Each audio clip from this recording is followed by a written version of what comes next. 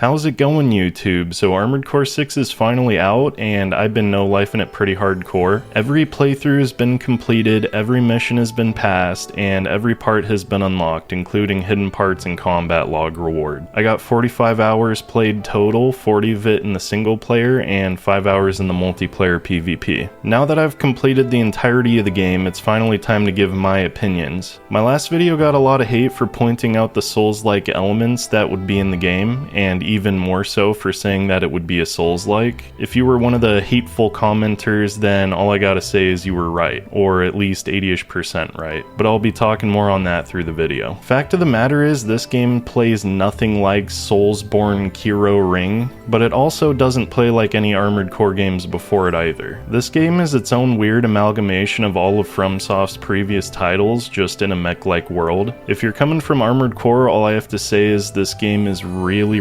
fun, but when you're in the cockpit, it doesn't feel anything like an Armored Core game. Since this video isn't going to be a standard review where I tell you everything about the game, I'll just tell you now. I'd suggest this game to both fans of previous Armored Core games and fans of Souls. The customization and mission design screams Armored Core, but the difficult boss encounters and familiar controls scream Souls. For the people that are telling me that the bosses of Armored Core 6 and Souls are nothing similar, I'm obviously referring to the feeling you get while you're in the fight. It's not like you're going to be seeing some oversized human with a medieval weapon chasing you down or anything. So to address the points in my previous video, when it comes to the lock-on system, even though you can hard lock like Souls, it's more beneficial to manually aim, unless you're getting up close and personal with something like shotguns or machine guns. The big difference between Armored Core 6 and previous games is the camera free floats completely detached from the direction your AC is facing. This makes things like exploring confined areas and looking around the environment easier, but breaks the realism that previous AC games had. When I say realism, I'm talking about the believability of the world itself. Previous Armored Core games can be called realistic, kinda in the same way Ace Combat games are called realistic, where even though drifting a jet like a car or piloting an alien-looking jet isn't believable, the rest of the game very much is. In previous Armored Core games, heavier legs would be slower at turning, which was a trade-off for having more max health, or AP.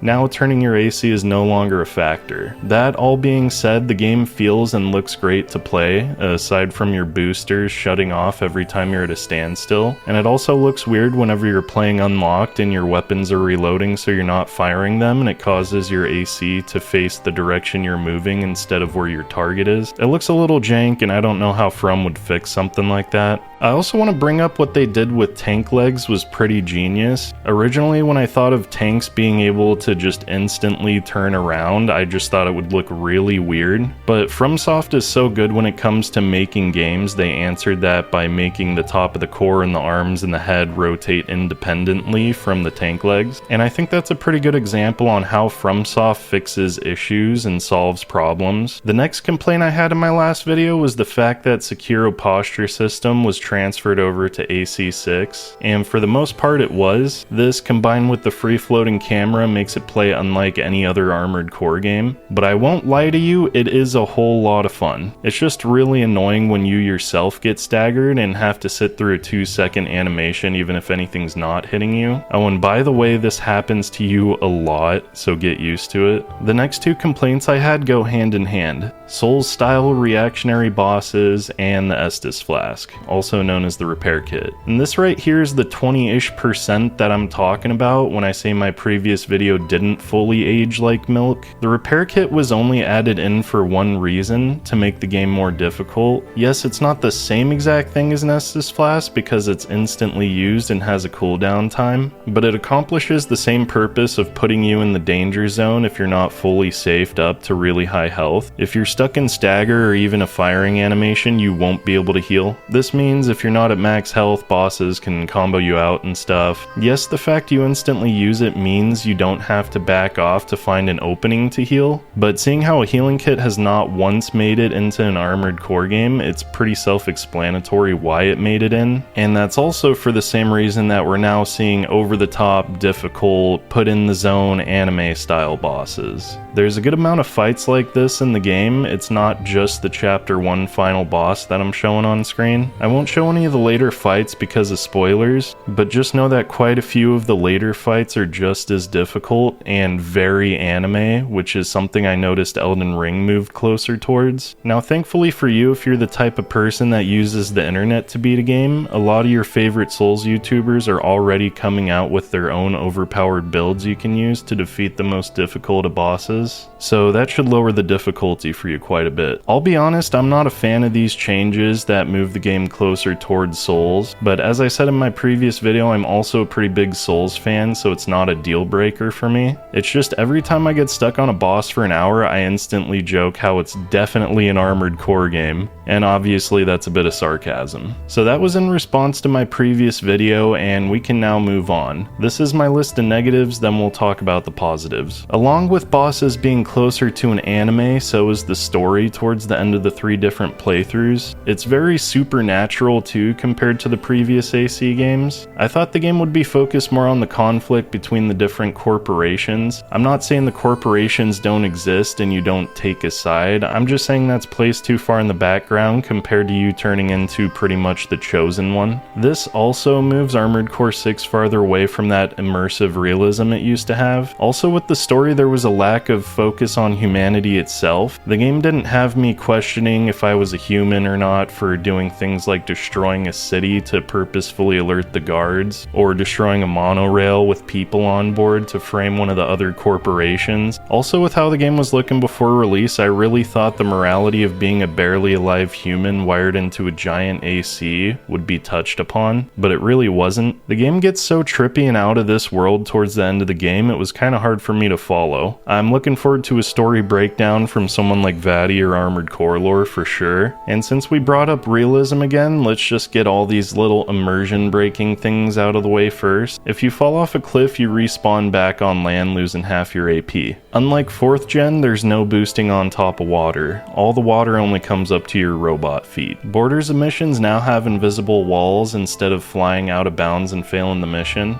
and there's checkpoints scattered around everywhere. On top of checkpoints, there's even one mission in particular that was split into 4 different missions, where in between the different parts it'll pull you out and you'll be able to access the garage and the shop. Literally, you're just spirited away back to your garage for a bit, and then you start right where you left off in the last mission. The funny thing to me is there's a few long missions, but for the most part, most missions are completed in about the same time as some of the previous games, or at least that's how it felt to me. The refill stations also ruin any surprises you'd get from not knowing that there was a boss right around the corner. The checkpoints did in fact turn out to be an excuse to make some of the parts of the game Souls-style difficult, with very few ways to approach the harder bosses. So yeah, that was something I was right about in the previous video. And let me just quickly speed run through the rest of these cons. The scaling of objects is a little bit off at times, as shown with this crane. Next up, just like every new generation Armored Core game, there's simply not enough parts. I found every part and there's only 2 quad legs, and they look pretty similar. Some weapon types have been removed or are no longer accessible in the back, like back-mounted chain guns and slug guns. There's only 2 machine guns and both of them are tiny and pretty underpowered. I wouldn't be using it for PvP or some of the harder bosses, and it just sucks because I really wanted to use machine guns, but these little pea shooters could be classified as submachine guns, not actual machine guns. Parts also don't match, which makes it feel like there's a lack of parts. There's a few core part sets that look way too futuristic and alien-like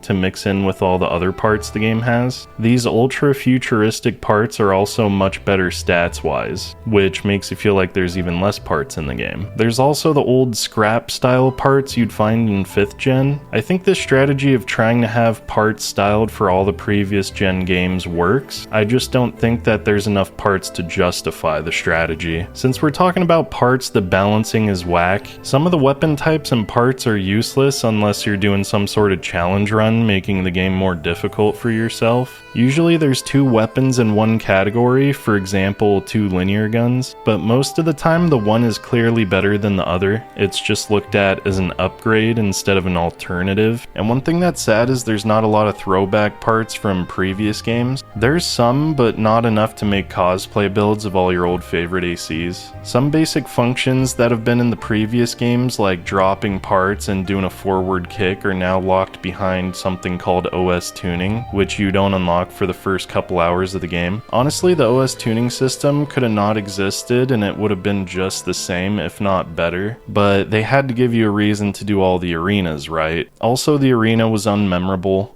Pilots still have descriptions and it's a little better than 4th Gen's arena, but these opponents can also be found in the story. And also the highest rank in the standard arena straight up looks boring. I certainly wouldn't call this guy 9-ball or anything. There's also just not a lot of arena maps. This goes for the PvP as well. I think there's a total of 9 maps if I remember, and these maps are all in the single player. Moving on, weapon arms never came back from older generations. There's no way to turn off the warning sounds you get every time you're about to get sniped. You can't make a new save without deleting the old one, which makes absolutely no sense since I already want to restart the game and not lose my previous save. The shop doesn't expand fast enough and it probably feels that way because the game is just long as shit. My last and final complaint is you can't turn off warning sounds. If you're running low on energy or your health goes down to 50 or 30%, or if you're about to get hit with a powerful attack, you're gonna hear it. And at some points in the game, you're just constantly gonna hear it. Every single one of these warnings is also visual. In the middle of the screen you can see which direction a powerful shot is coming from, and you can obviously see your health and energy at the bottom of the screen. So you don't really need these sound effects if you're like aware, but there's no way to turn it off. But I guess this is a problem that modders are gonna have to fix. Hopefully they can add in some parts too. So here's a little insert. The debt mechanic might as well be non-existent in this game. Debt really hasn't been that big of a deal since Armored Core 3, so there's not much to say about it. Now what would be great is if FromSoft brought the debt system back, didn't make the game as hard as humanly possible, and removed the ability to retry missions until you finish the first playthrough. If you fail a mission, the game autosaves and life goes on. You just gotta beat the next one. I think this system would have been way more unique and special than something like, oh, hard boss is hard, but at least we put a checkpoint before it so you don't have to worry about wasting your time. And I know it sounds like I've just been complaining for the last few minutes, but yes, I do think this game is amazing. I do think you should try it. So now we're gonna get into the positives, so please stick around for this. I'm sure I'm already gonna get a lot of hate for bringing up the negatives, but yeah, let's just move on. The first positive that's really worth mentioning is this game is completely finished on release,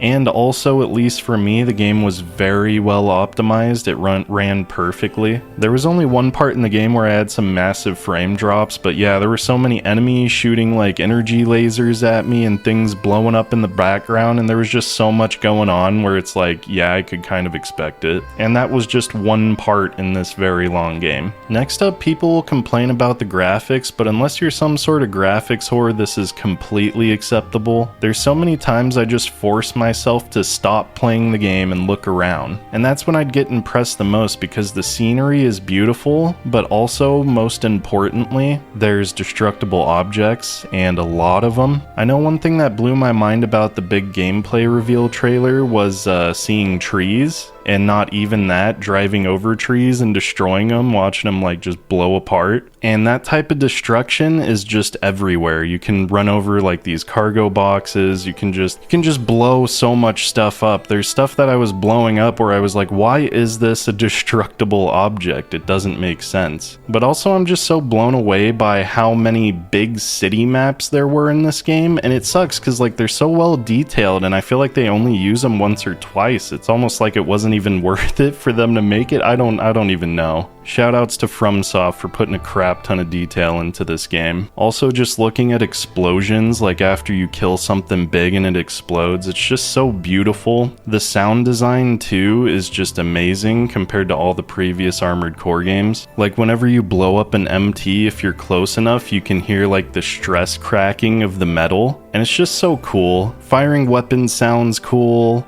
boosting around, just everything sounds really cool, really good. Moving on to the custom customization, it's on par with previous Armored Core games, and in a few ways it's actually better. Well, actually, when it comes to building the mech, I'd say it's a lot better, because they made changes to like all the different internal parts and even core parts, and it actually feels like your choices now, what you equip your AC with, is meaningful. And all I gotta say is I kind of feel bad for all the new people coming into AC, because now they're even more overloaded with shit that they need to know. But for any of you out there that are really scared of the customization and are new to Armored Core, just press the options button and go to description, and you can look up a description of every single part, what it does, or every single stat for every single part to see what it does. I really liked the new lock-on system that they have with the FCS, where there's a close, a middle, and a long range, and depending on what FCS it uses, it'll be better or worse depending on the range. I think that's actually a genius way to make the FCS, and it's probably my favorite way they've ever made the FCS before. And yeah, I mean, Generator has a bunch of important new stats where it's not just the energy output that's the most important factor anymore. There's a lot of different stuff. I don't want to like go too deep into it and explain it all to you. It's probably a subject for like a tutorial video on how to make a build or something. Also, the painting system got a bit of an upgrade. So before there's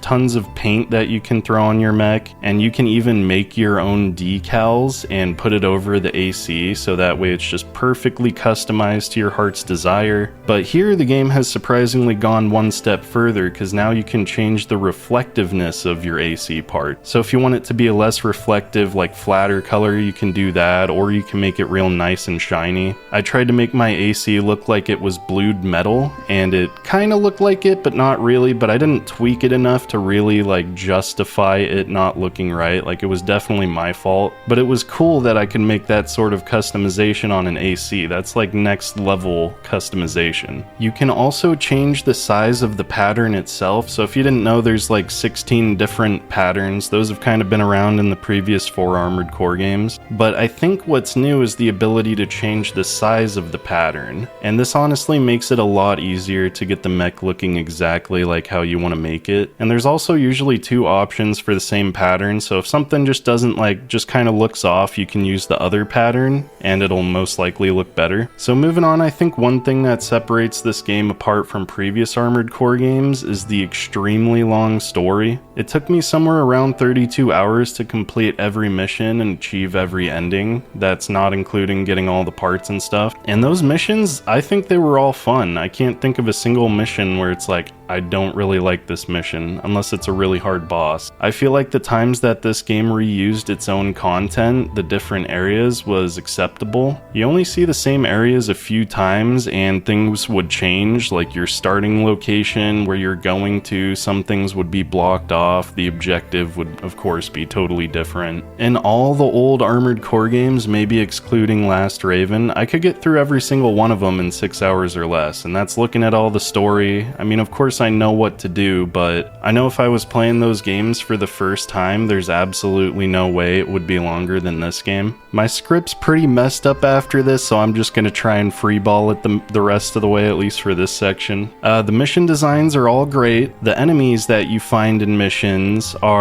they have just as much detail as your AC would. I feel like there was a good mixture of like the power fantasy, but also the difficulty. That is, if we're not including like the Souls style bosses, the reactionary style bosses, I should say. The difficult MTs that you would encounter all throughout the game, I guess you could call them mini bosses. They had some differences between them. Some would have big shields that you had to get behind or, fly over, kind of like that wall fight whenever you're climbing the wall. And the combat system just kept me so engaged. I didn't give this game much credit for having the Sekiro-like posture system copied and pasted over to it, but weakening an enemy, getting him into that staggered state, and then punishing him with your own custom combo is a lot of fun. It's of course a little broken, but a lot of fun too. I feel like there was such little downtime in this game too. Like, obviously you have the intro. Whenever you start a mission, you get a mission briefing, and that kind of reminded me of 4th gen Armored Core, and that that was nice to have. But then when you get into the mission, you're just usually instantly in combat, and if you're not, then you're getting chatter over the mic, you know, learning something about the story or the area. Like, the game never shuts up,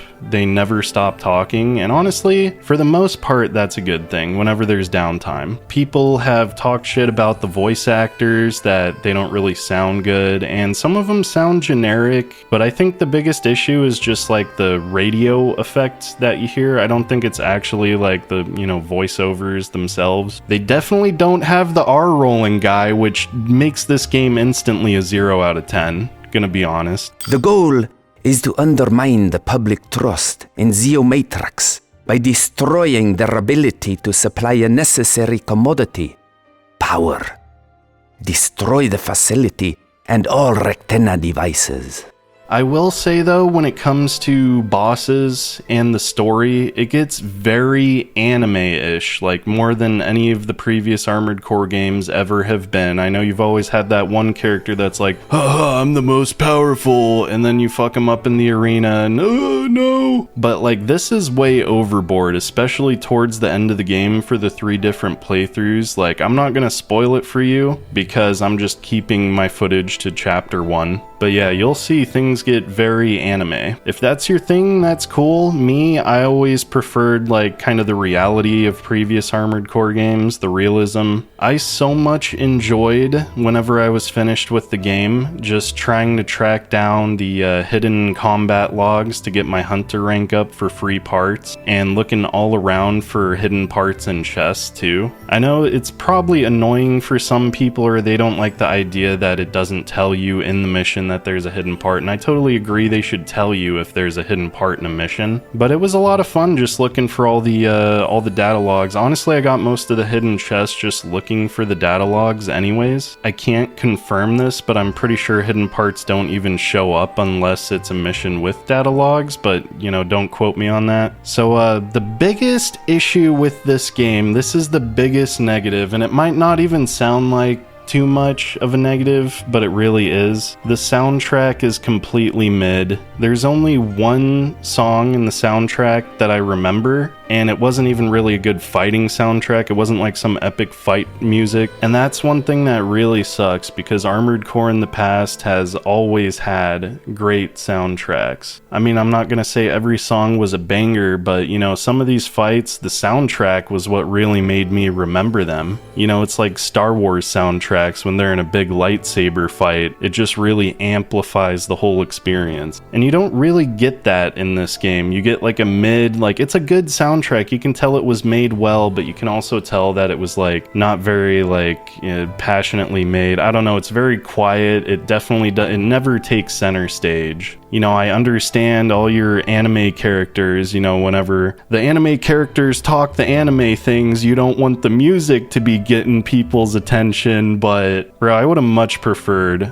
like a better soundtrack, like just some unknown AC shows up and the soundtrack starts hitting hard and the AC isn't even talking. You don't even know if it's like a fucking human piloted like AC. Like, I'd much prefer something like that over these crazy anime fights. And I almost forgot to talk about my measly 5 hours of PvP. I actually had a great time. I made a couple builds that were off meta that I just came up with myself and actually competed with the meta builds, what people call the meta builds. But I'm not gonna lie too, there were a couple of actual meta builds, which I'm not gonna mention in this video. Maybe I'll make its own separate video so we can all laugh about, but there's some builds out there that people aren't using. They still use the same weapons, but man, these builds are completely brutal and they need to get nerfed as soon as possible. But for the most part, it's all been fun. The biggest issue is there's no quick play at all. Like, you have to rather start a lobby or search for a lobby and hope that someone hasn't already jumped in the lobby. It's just extremely unnecessary. There really needs to be just a quick play option for 1v1s and then a quick play option for 3v3s. And you need to be able to make a lobby with your other 2 friends and just go into 3v3s, and it should honestly be that simple. It's really annoying there isn't any like permanent destruction mechanic. It's all time-based. You respawn. It's like time-based. That's for the 3v3s. The 1v1s, there's like, it's just one life for the 1v1s. But yeah, 3v3s, I